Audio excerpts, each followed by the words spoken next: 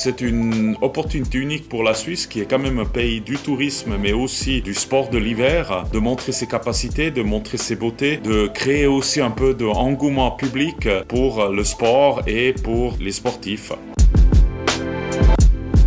C'est un peu aussi un retour aux sources avec des Jeux olympiques il y a très longtemps en Grison. C'est aussi une manière de la Suisse de montrer que c'est possible de faire des Jeux olympiques à taille humaine et aussi durablement, parce que je pense que c'est quand même là un grand défi. Et finalement, de quand même donner une plateforme unique à nos athlètes suisses pour montrer leur savoir-faire chez eux à la maison et aussi donner l'accès au public suisse de les voir.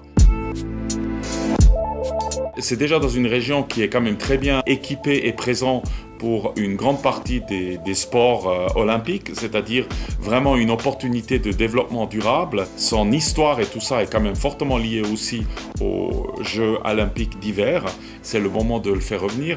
Et finalement aussi de montrer le savoir-faire suisse, de mettre en avant des technologies qui permettent justement de créer des super Jeux olympiques sans forcément faire des investissements pharaoniques.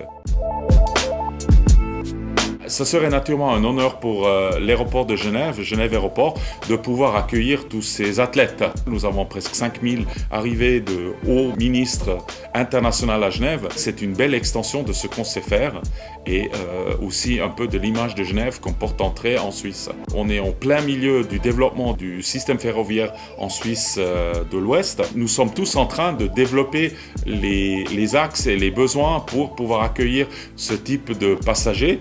De l'autre côté, pour parler plus spécifique de Genève Aéroport, le nombre de passagers qui viendront sont rien de déjà aujourd'hui extrêmement exceptionnel. Il y aurait des moments où il y aurait beaucoup de monde, mais on est déjà à l'habitude. Et en 2026, c'est quand même encore dans quelques années, on aurait fait beaucoup de bons en avant parce qu'on a encore beaucoup de projets qu'on va mettre en œuvre.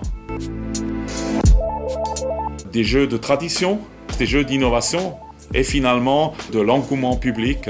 Parce que je pense en Suisse, de temps en temps, on a quand même besoin d'avoir un truc qui nous attire tous.